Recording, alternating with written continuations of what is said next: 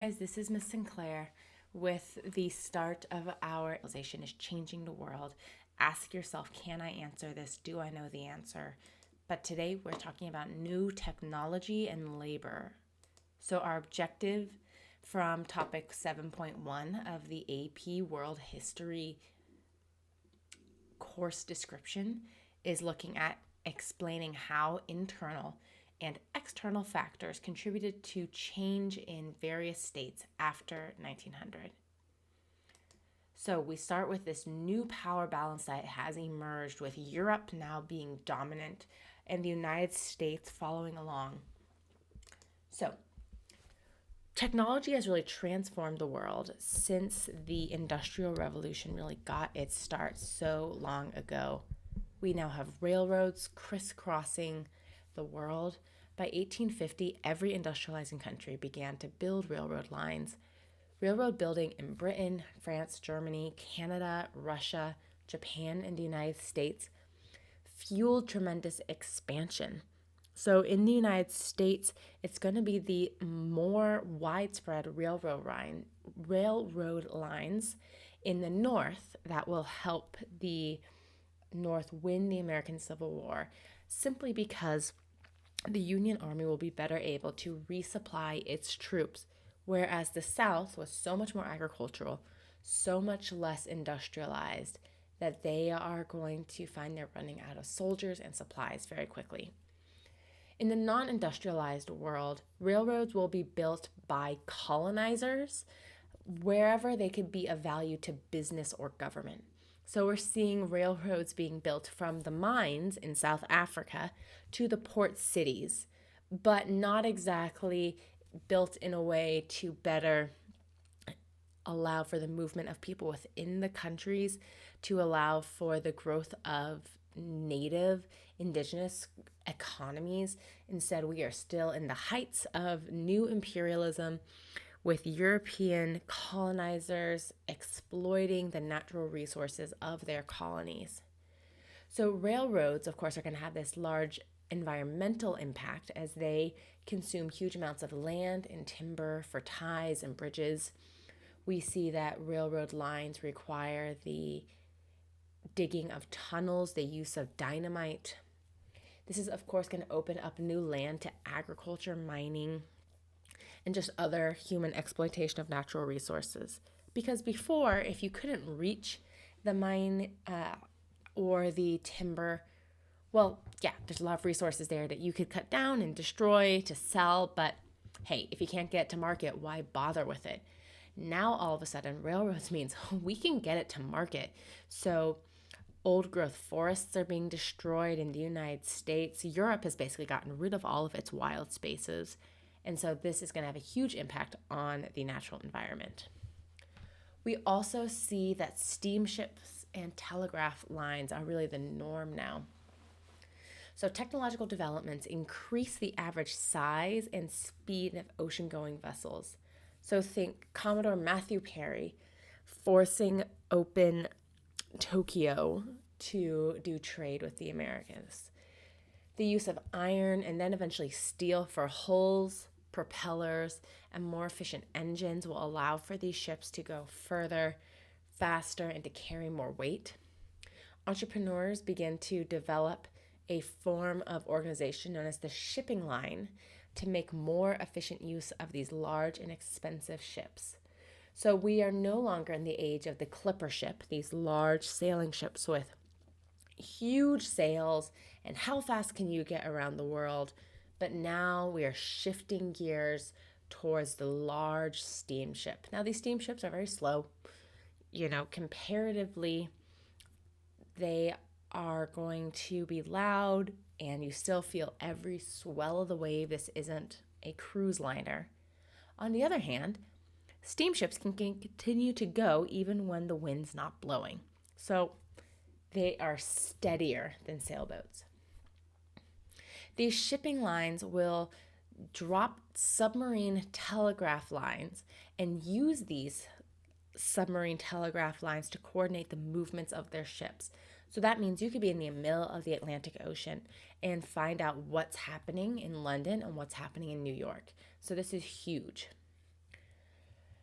We also see the emergence of steel and chemical industries. So, steel is especially hard to make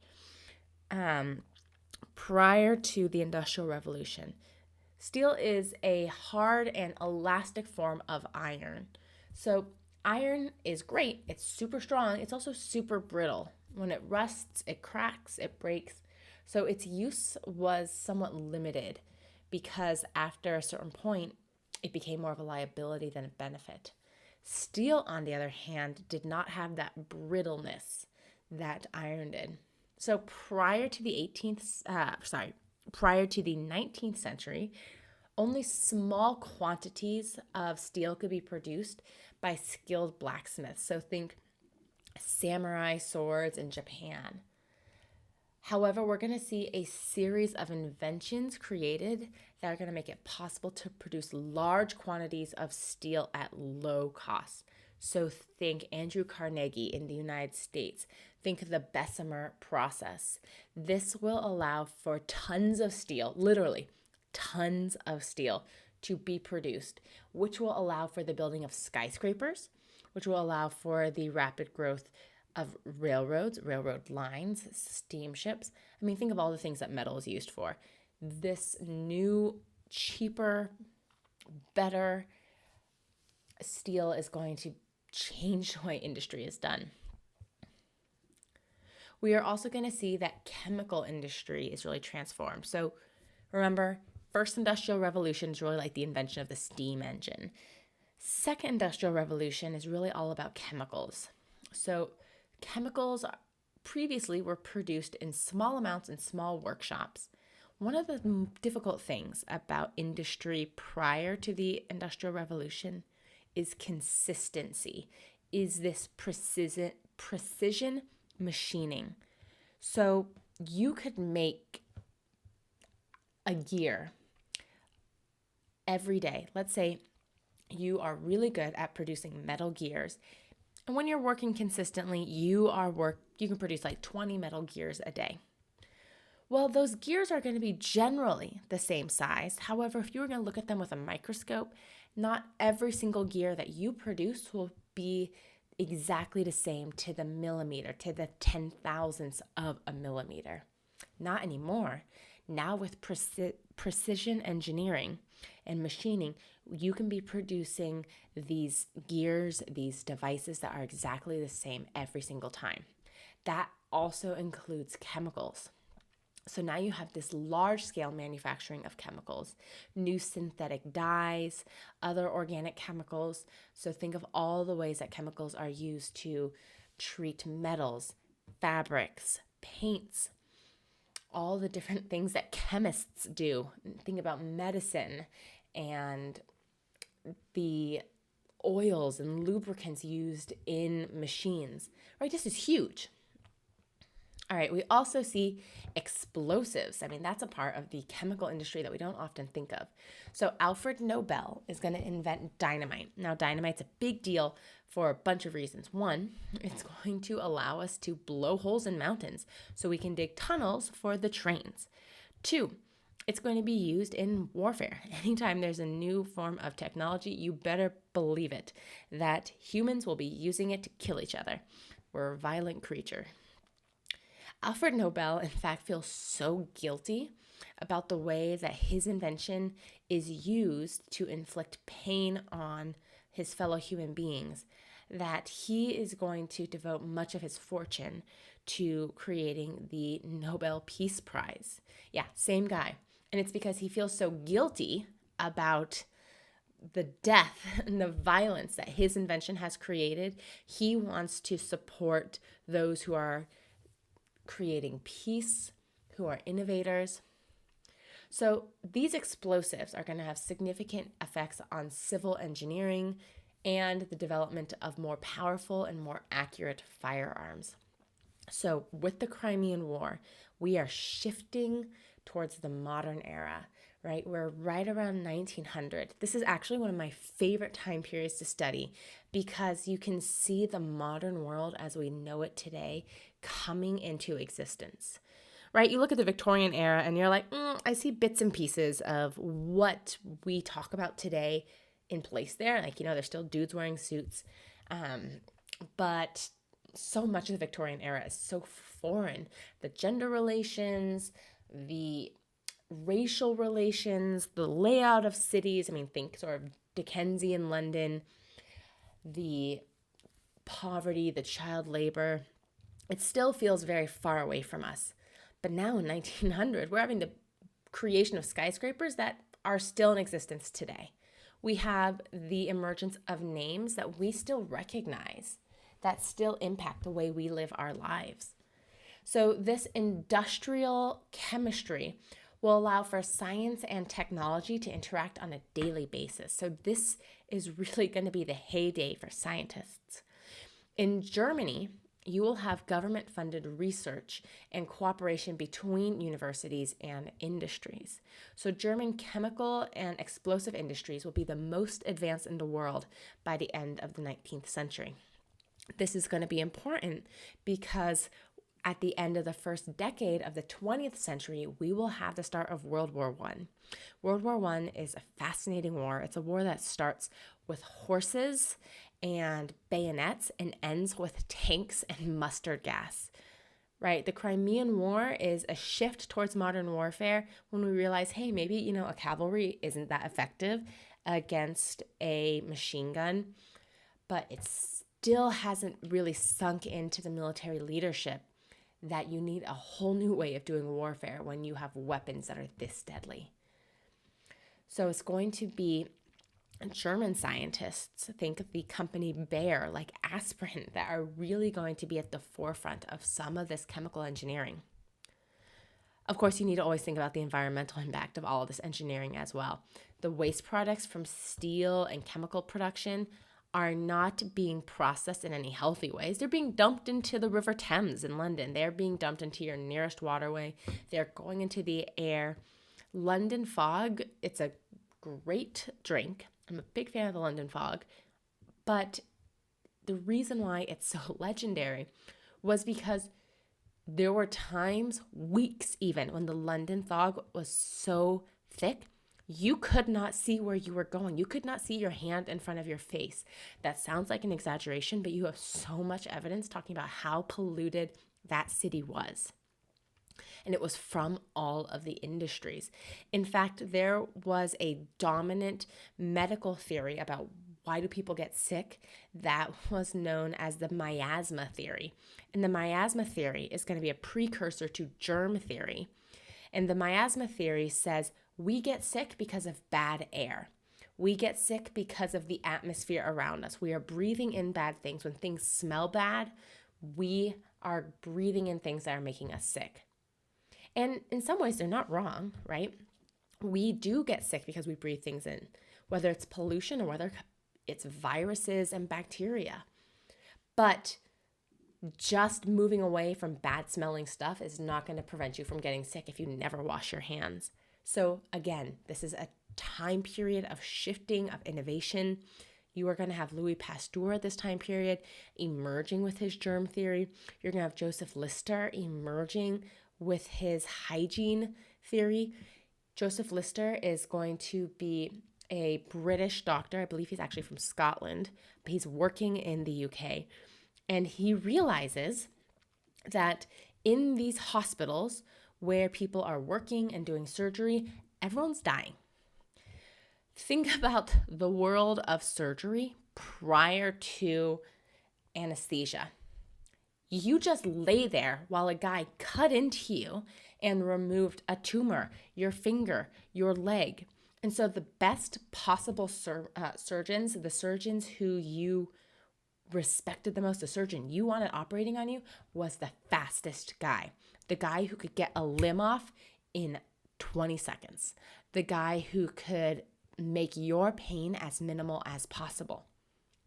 Now, one of the most infamous of these fast surgeons, he cut so quickly, he cut himself, the patient, and he cut off the fingers of the assistant who was holding the patient down.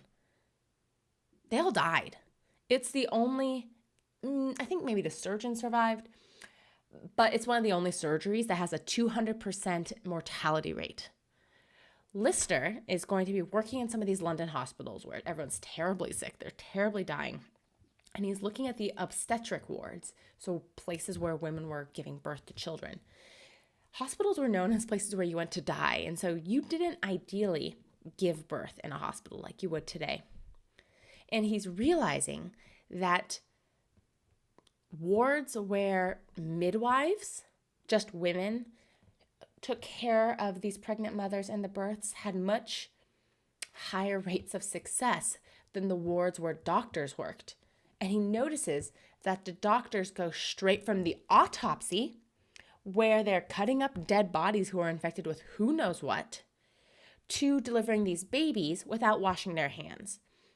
And he connects the dots that like, hey, you know what? Maybe we are bringing infection to our patients. And so he starts this process of washing hands, of sanitizing your hands, your equipment before you use them every time. And this theory is not going to be popular at all. It is going to be something that is laughed out of medical journals, of offices. And you understand the point of view of doctors. One, really? You're saying that a tiny thing that we can't see, that no one's ever seen, is making us sick? Okay, yeah, I bet it is, buddy. And aliens are giving me headaches too. Ooh. But also, think about the implication. The implication that Lister is making here is that, doc, you're making your patient sick. It's your fault that your patient died because you gave them an infection.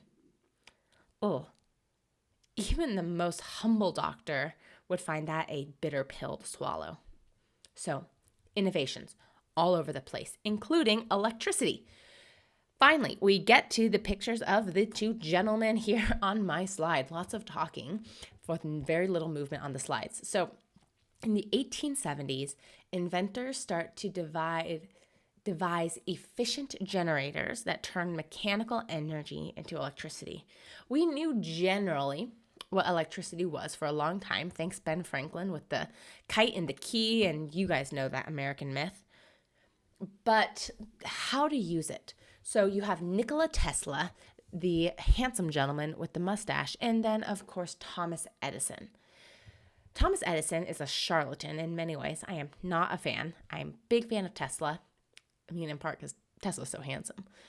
But Thomas Edison is going to use his name and his wealth to really capitalize on the inventions of others. So he has in Menlo Park his sort of like invention school where he invites all the best and brightest to come and use his supplies and create new amazing things. And if they do create anything, he takes credit for it.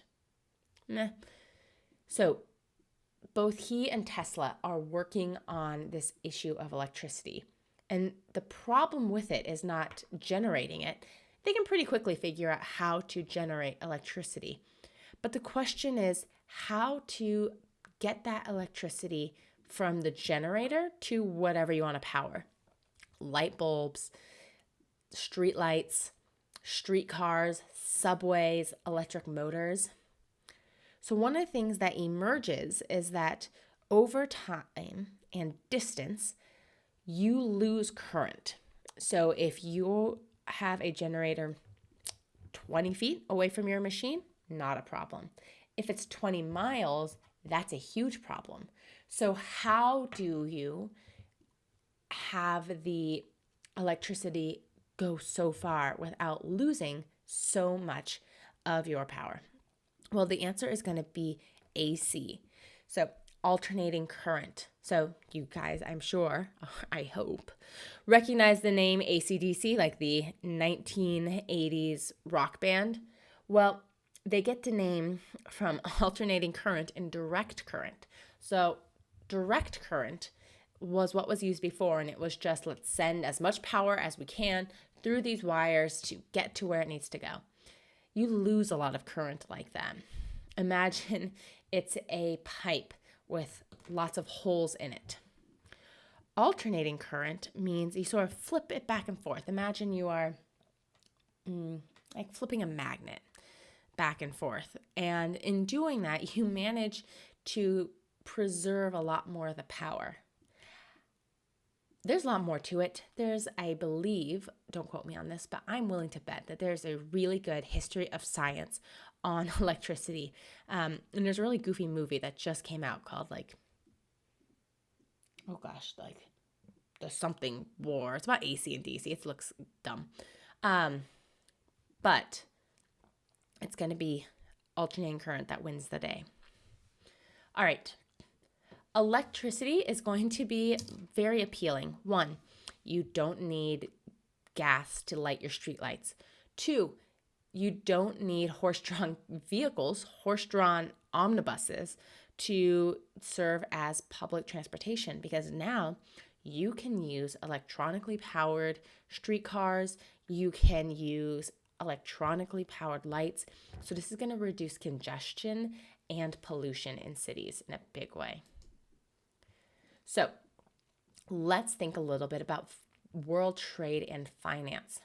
So between 1850 and 1930, world trade is going to expand tenfold, while the cost of freight drops. So that means the cost of what it takes to ship goods across the ocean or across the country by train is going to drop. So it is cheaper to send more goods than ever before. So more people are participating in long distance trade.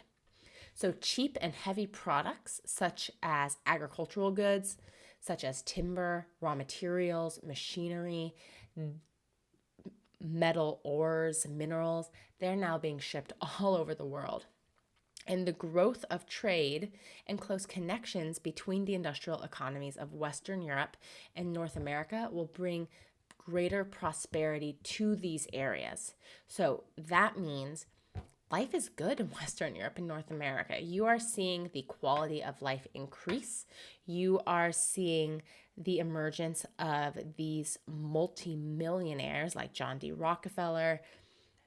But because these industrial economies are so closely linked to global trade, and remember, we're in the era of laissez-faire capitalism, so no government intervention at all.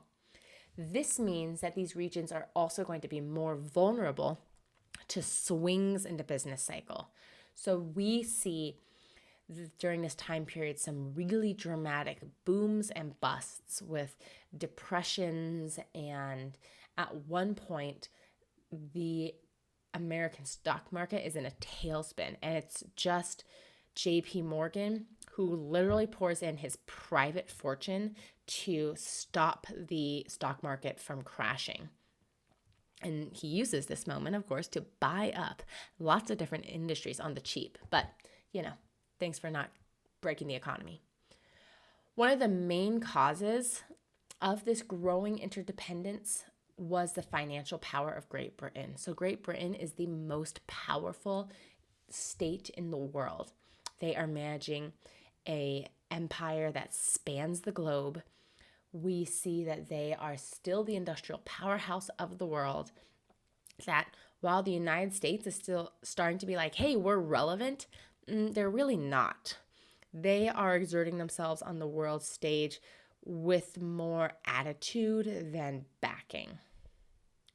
But what about these non-industrial areas? Well, they are really tied to the global economy as well. And they are even more vulnerable to the swings in the business cycle because they depended on the export of raw materials. So if those are suddenly replaced by synthetics, or if the industrial nations can find a new, cheaper source of supply, suddenly an entire country's economy is gone.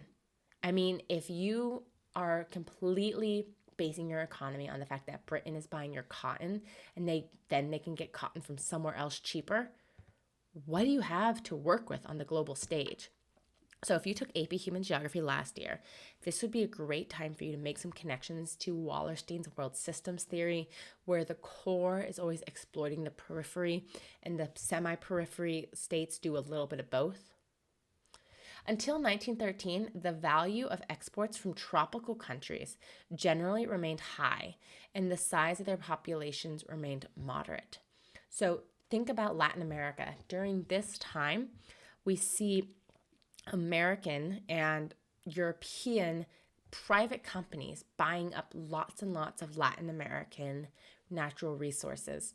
Think about the banana republics, not the clothing store, in Central America, where American corporations owned so much of private territory in countries like Nicaragua and Honduras, or the way that the British owned so much of the mining in the Andes.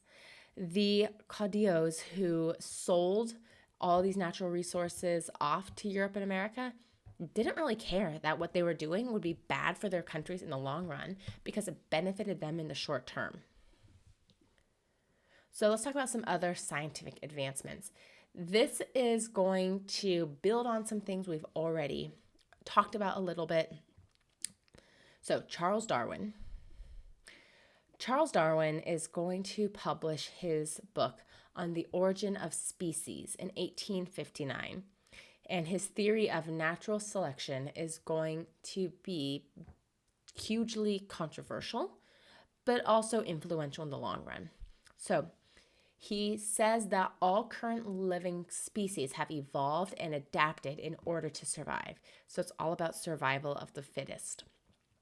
We see his ideas being leveraged in the ideals of social Darwinism, which apply this this survival of the fittest mentality to society and race. So we see that scientific advancements during this time build on the traditions of rationalism and empiricism established in the scientific revolution, the Renaissance, scientific revolution, and the Enlightenment. Only now we have much more technology to play with. Albert Einstein is going to be working on his theory of relativity during this time period. You know, E equals mc squared and all that jazz. I already talked about Thomas Edison inventing the light bulb, kinda. So going back to Einstein, his theory of relativity says that you have to look at time as a factor in physical measurement as well. His theories get a lot more complex than that. Sigmund Freud is going to be our main man for the new emerging scientific study of psychology. So Sigmund Freud, interesting guy, Austrian, obsessed with sex, constantly high. But some of his ideas are really foundational. I mean, now modern psychologists look at his stuff and goes like, okay, like, dude, you are way too obsessed with penises. I mean, if you take AP Psych, you will hear some of his ideas and how many of his ideas have been debunked. However, the idea of psychoanalysis, that you can learn things about human behavior by studying human thought, that was a brand new idea at the time. And that there's a subconscious, that we do things for reasons that we ourselves cannot fully understand or explain, is a new idea as well. So, I know I've been talking for a while. You should ask yourself, pause and ask yourself, how did the Industrial Revolution influence new technology and the global economy? All right. We also see huge population changes, social changes in terms of population and migration. So between 1850 and 1914, Europe sees rapid population growth. Think about the demographic transition model. So demographic transition model has birth rates and death rates both super high until you get to the Industrial Revolution, in which case death rates start to plummet because of better nutrition and living conditions. So that means the total population growth skyrockets since birth rates are generally the same. We see that emigration from Europe will in fact spur population growth in the United States, Canada, Australia, New Zealand, and Argentina. So to the United States from this time, we're going to start seeing a shift in our migrants away from the British Isles to more German and then Russian, Italian, Greek. This is going to lead to a lot of nativism as well. In Canada, you see similar waves of migration. You see a lot of internal migration within the British Empire. And you see large waves of Italians and Southern Europeans going to Argentina as well. So people of European ancestry in the world's population rose from 1/3 to rose from 1/5 to 1/3. So that means by 1914, 1/3 of all human beings living on the planet were of European ancestry. That's crazy. We see an increase in the European population because of a drop in the crude death rate, improved crop yields, grain from a newly opened agricultural land in North America, and more abundant year-round diets as a result of canning and refrigeration.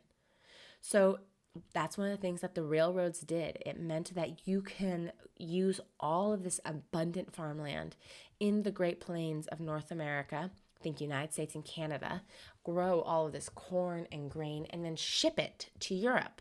Because Europe is using so much of its natural resources for industry, they wouldn't have been able to sustain that population growth if it wasn't for the fact that they were importing so much food.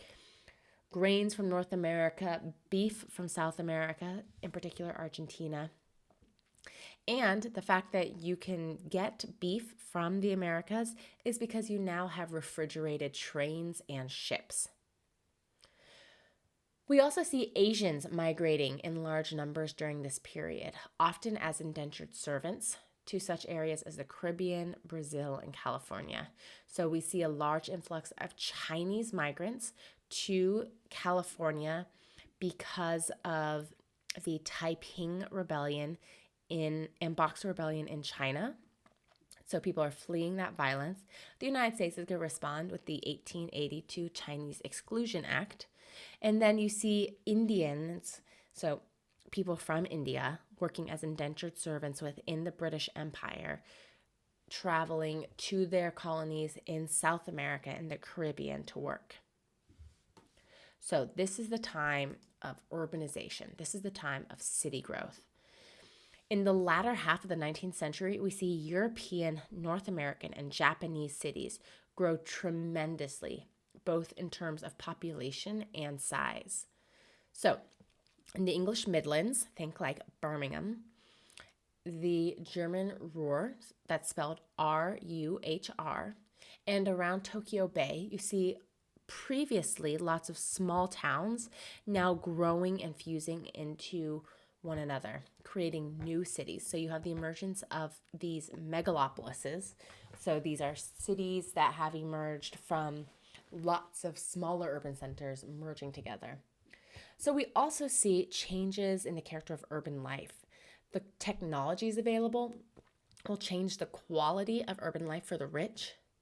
Over time, these changes will trickle down to the working class people as well. Think mass transportation networks. So during this time, you're going to have the emergence of streetcars, the emergence of subways, buses, sewage and water supply systems. So many cities are going to start to realize, hey, our current infrastructure sucks.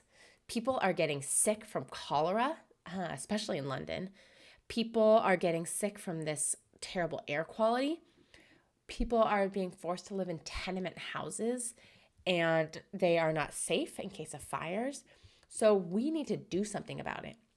So cities start to invest in infrastructure, building up sewer systems, clean water supply systems. They begin to build electrical grids and gas lines throughout the city, allowing for lighting at night, which improves both the economy and safety. You start to have the emergence of police and fire departments. It seems so foundational to urban life now that it's hard to realize that really prior to the end of the 19th century, you didn't have formal police departments, right? If something happened, you would get the neighbors and try and track down the criminal and then take the criminal to the local magistrate, the local lawyer, judge, and they would deal with it. It's not like you had people who were trained and for whom it was their job to enforce the law and keep people safe. Similarly, if there's a fire, you just grab your neighbors and buckets and, fire brigade, try and save the house or the houses around it. Now you have much more formalized fire departments. You'll also see the emergence of sanitation departments and garbage removal. So again, we are so used to putting garbage in a trash can and having someone come in and take it away, that the idea that prior to this system, what you did with your garbage is you tossed it in the street.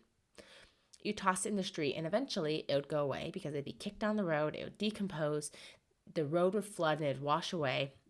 But you know what else you were tossing in the street? Poop, pee, animal waste, dead animal bits, right? So bones, raw meat, right? Cities stunk at this time. They reeked. There was flies, there was rotting garbage in the roads. You didn't have indoor plumbing at first. So again, cities are realizing this is kind of sucky to live in. We need to do something about this. You start to have the emergence of civil services like building and health inspection, because shoddy workmanship was being done. People were building these terrible high-rises that were so unsafe and then charging immigrants through the nose to live 12-person to these terrible, unsafe rooms. So the government's going to step in and say, that's not going to fly. This building is condemned until you make these changes to it. This situation is too unsafe. We're also going to see that as child labor is outlawed, but parents are still working long hours in the factory, what do you do with all those kids? Schools. You start to have the emergence of public schools and then also public parks, right? As people are living in these densely populated cities that are super gross, there's a desire for green space. So they start to build up parks, public spaces, ponds. So new neighborhoods and cities were built. Often older areas are just rebuilt. And they're rebuilt on a rectangular grid pattern with broad boulevards and modern apartment buildings. So cities are divided into industrial, commercial, and residential zones, with residential zones being occupied by different social classes. So think about the different city models, different urban models that we learned about in AP Human Geography. So, and yet, while all this is happening, we are seeing that air quality is getting worse. Coal is our main source of fuel, and so it's polluting the air.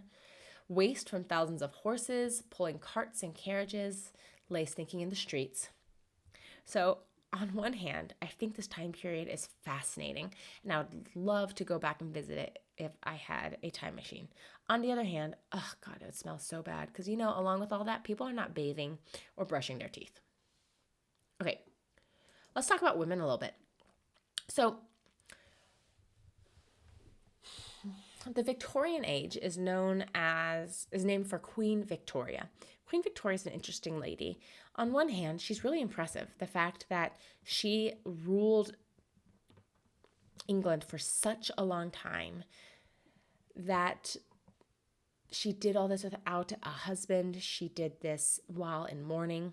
On the other hand, she was kind of a bummer. She was so rigid with her views. She only ever wore black because she was still in mourning for because of the death of her beloved husband. So the Victorian age will go from 1837 to 1901.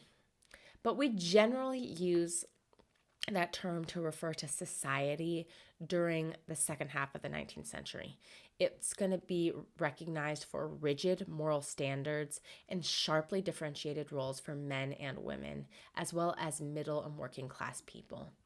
So during this time period, you're going to have the emergence of the separate sphere. This is a 19th century idea that in Western societies, that men belonged in the public sphere while women in the private. And this will be especially true for middle class women. So you didn't really have the separation of public and private spheres in the past because everyone worked at home and everyone worked in the field and then everyone went to market. All right, sure, women might be a little bit more at home because they're breastfeeding and caring for children, but it's not like bye, dear. Like, I'll see you when you get home from work. And the lady sits around at home all day while the man goes to the office. That's what's emerging now for middle class women. The reason why it's middle class and not wealthy men and women was because wealthy men didn't really work, right? They inherited their money. So wealthy women were sitting around just visiting each other and just doing sort of frivolous things. But so were wealthy men, right? It's not like they're going to the office. So it's going to be the middle class that really sees this idea take hold, because you have the man going off to the office. And this was a way to show that you've made it, that you have enough money that your wife doesn't have to work. So you see a need for clearly differentiated roles. Women are wives, mothers, homemakers. Men are the breadwinners and the participants in business and politics. So you're going to have some people women who desire the right to vote. But no, that's the public sphere. Politics is such a messy business. There's liars and corruption, and it deals with such complicated things. Really, that's not for a woman. Leave that to your husband or your father. And frankly, before electronic appliances, the middle class home required a lot of work. Modern technology makes life easier. Think about the washing machine, the dishwasher. But raising standards of cleanliness didn't necessarily mean there was less work to be done. Motherhood is going to be viewed as a woman's most important duty during this time, and you'll see lots of time and attention lavished on children. But girls got a very different education than boys. They would be taught how to sew and speak different languages so they can impress a future husband, and paint and embroider and play the piano. Lots of sort of frivolous things. They're not going to learn about economic systems. They're not going to learn about how to manage finances. They're not going to learn skills that they could then leverage into actual jobs. You'll also see that the government will enforce legal discrimination against women, right? Middle-class women shouldn't work. So let's say a woman wants to be a doctor. Oh, no. We can't have women be doctors. Doctors deal with naked bodies, and that would mean a woman would have to touch a man's naked body. No. We can't do that. We must protect the women, and thus it's illegal. Well, how about lawyers? A lady wants to be a lawyer? No. Then they would have to deal with criminals. Can you imagine? No, we must protect the women. And so that job is illegal for them to do as well. Now, if a woman wants to be a nurse and assist a male doctor, well, then that's okay. And if a woman wanted to be a teacher, that's okay. But you should only do it before you get married. Because once you're married, you should really be focusing on having children and raising your children. Why would you want a career after you get married? Bored women start to join volunteer groups or suffrage movements. It's going to be women that really lead a lot of the reforms that I was talking about in cities: sanitation, public education, clean water. It's middle-class women who are just bored out of their minds and decide to try and make a difference in their communities. So we also see the emergence and growth of the feminist movement with suffrage. So the feminist movements in the early 1900s is really focused on just suffrage. We want the right to vote. It emerges out of liberal and radical politics. You have the Seneca Falls Convention in the United States in 1848, which outlines the movement's ideology and political strategies. We have talked about women before with this movement. So Mary Wollstonecraft's book, A Vindication of the Rights of Women, or Olympia de Georges, The Declaration of the Rights of Women, were influential texts for the early feminist movement. So suffrage, the right to vote, will come to women in 1818 and 1819 in the United States, Germany, Britain, and Austria. Most of the participants in this suffrage movement will be middle-class women. And they're often also joining temperance and abolitionist movements, so wanting to abolish slavery. And temperance movements were all about no drinking. Temperance movements were they seem really uptight to us now, but frankly, The issue wasn't that, oh no, a man has a beer at the pub after work. The issue is, oh no, a man makes very little money and he's spending it all on whiskey, getting drunk, going home and beating his wives and children who are starving because they didn't save any money to buy food. So these women are often challenging the sort of cult of domesticity and patriarchy. Working class women, on the other hand, had a really hard time. They had hard lives of toil and pain. They both had to work 12-hour jobs, in factories and raise families. So they often worked as domestic servants, so in homes as a maid or a cook. These would be 16-hour days, 6 days a week. They would work in factories, especially textile mills. And so laws designed to protect women, like I said, often kept them in low-paid, subordinate positions. Married women should stay home, right? This is the middle-class ideal. But if you're poor, you need money. So what do? You take boarders, right? So you have an extra room. There's a recent immigrant who's willing to pay if he can, sleep in your apartment. Great. You take in sewing from your neighbors. You wash people's clothes. You prostitute yourself out, right? It's not like you can bring your newborn to the factory, and so you give them laudanum and whiskey and hope that they stay quiet throughout the day. It's hard. It's painful. It is desperately uncomfortable. All right, what about literature and art? We don't spend a ton of time talking about this in world history, but we really should. You should take AP art history to learn a lot more about this side of world history. So we see the Romantic movement really being popular during this time period. It diverges from the order and rationality that science is presenting. So Romanticism says that emotion is the key to human experience, not reason, not generalization. It's how you feel. So our art is all about intense passion, madness. Literature is focusing on moving readers to tears, to make them laugh, to make them cry, to make them rage.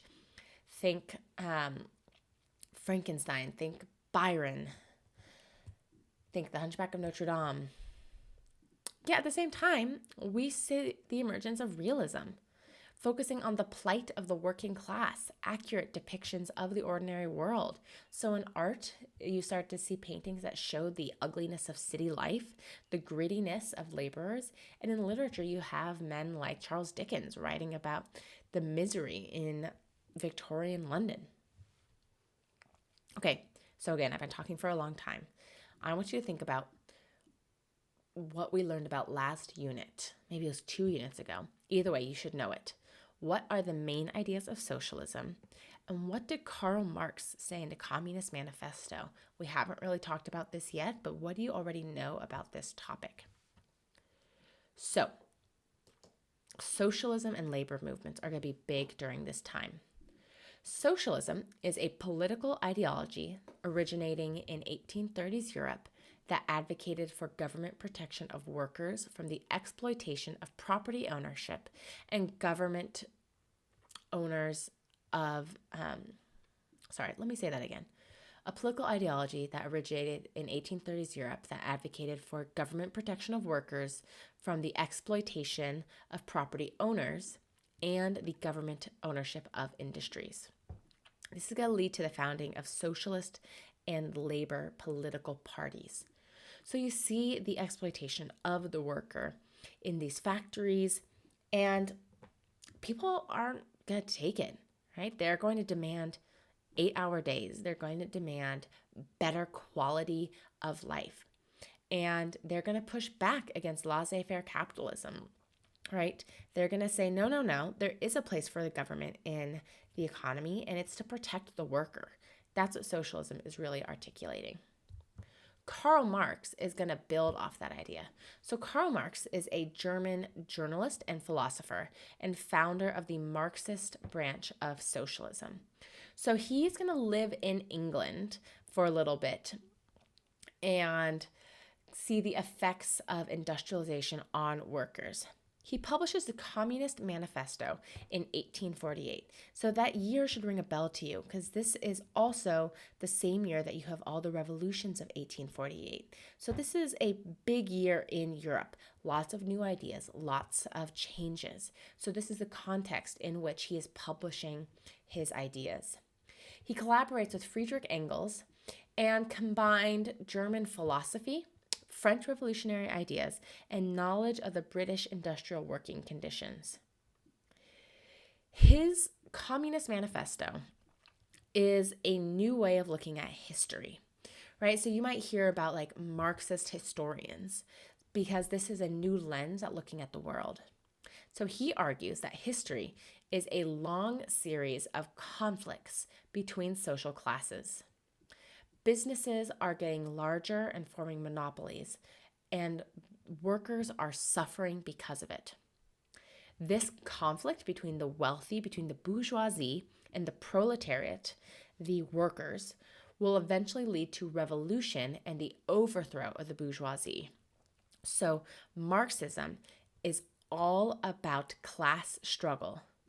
The group out of power, the propertyless proletariat, versus the group controlling the means of production, the bourgeoisie. If new constitutions granted individuals the right to private property, then the wealthy will always own much more than the poor. So, since you will never be able to convince the wealthy to give up their private property and equip the proletariat, these grievances will eventually lead the proletariat to revolt, and full freedom will be achieved after this revolution. Class struggle will end because class systems will be eliminated. Sure, this will be done through violence because you will not have people willingly giving up their private property. Private property, he argues, should not even be protected. Instead, you should have communal resources. Everyone living together, everyone sharing everything. His theory works a lot better in theory than in practice, in part because of humans. We are inherently selfish. So even in communist countries, you are not going to find this sort of paradise that he envisions because people aren't going to share things equally. They're going to hoard things for themselves, and people will still be in pain and left out. But his theory will provide an intellectual framework for those dissatisfied with capitalism. So we see the rise of socialism in Germany, then Austria and France by the 1880s. Now, people criticize his theory. They say that you can have success regarding political and societal harmony through peaceful means, right? Why do you have to violently overthrow the government? Support parliamentary monarchies to achieve your goals. Vote. Use the political systems already in place. And yet, we find that labor movements will start to show up more and more. So a labor union is an organization of workers in a particular industry or trade created to defend the interests of members through strikes or negotiations with employers. They are originally formed to help each other out in times of illness, unemployment, or disability, right? So we didn't have insurance at this time. So if you broke your leg on the job, you would be out of a job and be destitute. Well, these labor unions means that everyone pays in a little bit. And then if you die, who's going to take care of your widow? Well, the labor union will. They will develop out of very specific economic and social policy problems. Since the government is not providing for these workers, they provide for themselves.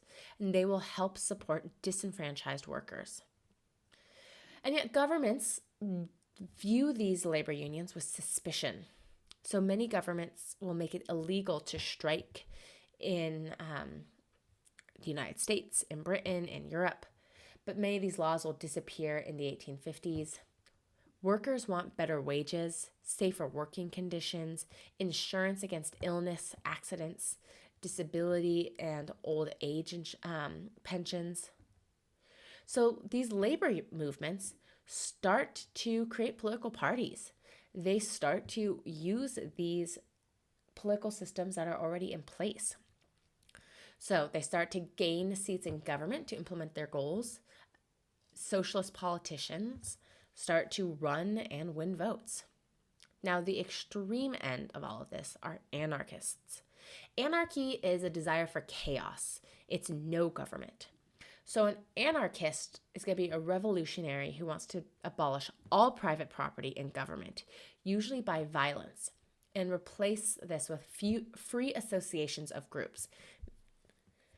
Anarchy is really interesting because on one hand, it emerges out of feeling trapped and angry and scared and feeling like I have no other option but to throw a bomb into this crowd.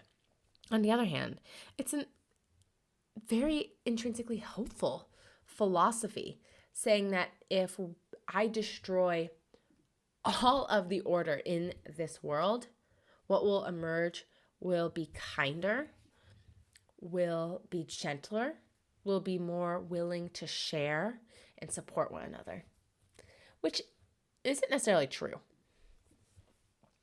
So I really recommend this video comparing communism and socialism. There's a lot of other really useful videos on our AP World History YouTube page for Unit 7. Pull out the ones that deal with industry and the economy. And it's incredibly important, guys, that you understand communism and socialism, the similarities and differences. So, what's your personal opinion about all of this? Socialism, capitalism, and communism. And then for your summary, for your cover page, and just your own closure, can you explain how internal and external factors contributed to change, economic change, urban change, societal change in various states after 1900? And can you compare and contrast socialism and communism? Good job today, guys. I will see you another day.